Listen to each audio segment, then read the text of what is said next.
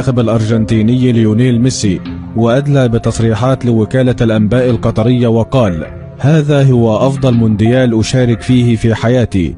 لقد شاركت في العديد من المناسبات في كؤوس العالم الماضية، ولكن هذه النسخة استثنائية بمعنى الكلمة، لأنني شاهدت فيها العديد من المميزات التي لم يتخيلها البشر.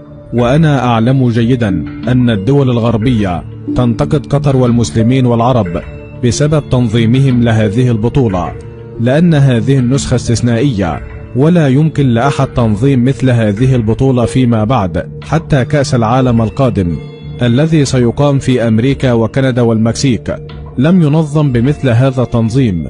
فهنا الناس رائعون ومتدينون للغاية، فنحن نتحرك بكل سلاسة حتى خروجنا من الملعب، وحتى الجماهير الأرجنتينية تتغنى بالشوارع ولا أحد يعترضها، مثلما كان يحدث من قبل في كؤوس العالم الماضية.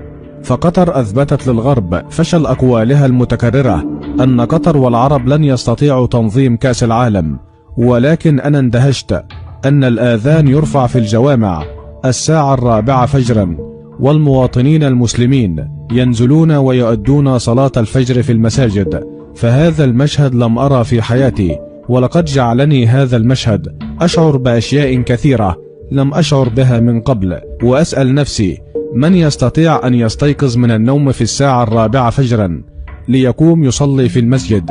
فالإسلام به أشياء عظيمة جدا.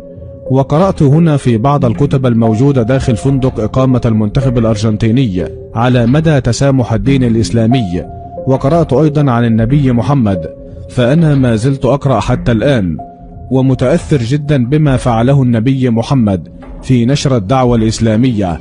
فالغرب وخصوصا ألمانيا لم تحترم العادات والتقاليد الإسلامية، والتي دعت هنا في أرض الإسلام للترويج للشواذ، وهذا أمر نرفضه جميعا.